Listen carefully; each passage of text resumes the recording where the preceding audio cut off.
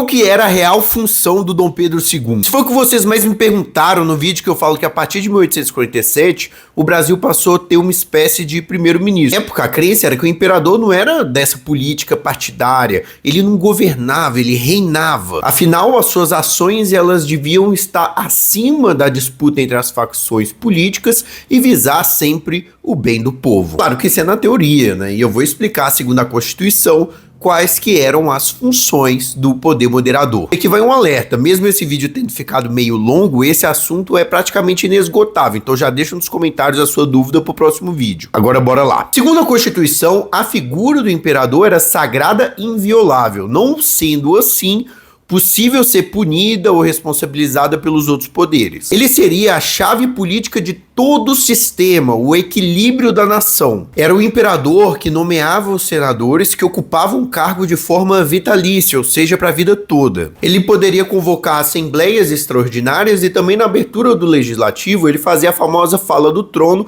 que direcionava as discussões daquele ano. Só que lembrando que a fala do trono não é algo constitucional, é algo mais cerimonial. É também o monarca que dá a assinatura final de decretos e de decisões. Por exemplo, a Lei Áurea, ela passa pelos deputados, pelo gabinete, pelo primeiro-ministro, mas ela só passa a valer com a assinatura da princesa Isabel, que era regente na época, porque o Dom Pedro II estava afastado por conta de uma doença, então ela estava ocupando o cargo temporariamente. O imperador também é aquele que nomeia e demite os gabinetes, ou seja, os governos. Então ele nomeia o primeiro-ministro. E a partir de 1847 é esse primeiro-ministro que passa a ser responsável pelas questões de governo que a gente fala daqui a pouquinho. O poder moderador também podia suspender juízes e perdoar criminosos. Então essas são as funções do poder moderador, só que lembrando que eram 4 poderes: moderador, executivo, judiciário e legislativo.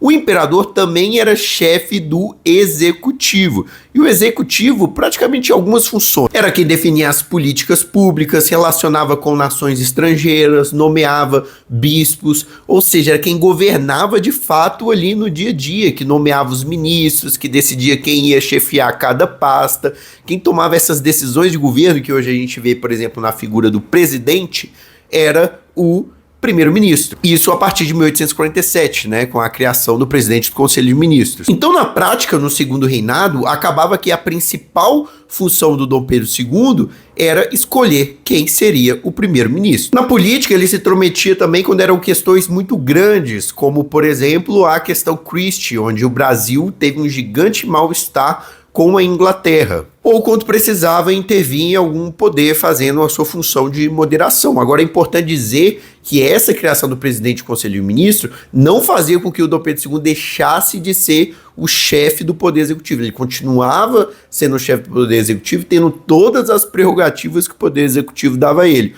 O que ele não fazia era exercê-la. Na prática, ela ficava para o primeiro-ministro. O que o Dom Pedro II fez foi usar esse poder de nomear e destituir gabinetes para poder equilibrar o jogo de poder, né, os partidos. Então, na época, tinha o Partido Liberal e tinha o Partido Conservador. Quando há o golpe da maioridade, que o Dom Pedro II sobe ao poder, que é um golpe praticamente liberal, o Dom Pedro II nomeia um gabinete liberal, que logo depois é substituído pelos conservadores, na chamada década de ouro do conservadorismo. Só que quando a gente analisa, foram 15 gabinetes conservadores contra 14 liberais. Então, por mais que o Partido Conservador tenha sido mais forte no segundo reinado, a gente vê um certo equilíbrio, né, uma proximidade entre as duas coisas. Isso variou também muito de fase. Quando a grande demanda do segundo reinado era a construção de uma nova ordem, o impedimento de revoltas, etc., a gente teve a década de ouro dos conservadores. Quando pautas como a abolição, o federalismo começam a crescer e tem muito da modernidade, da urbanização,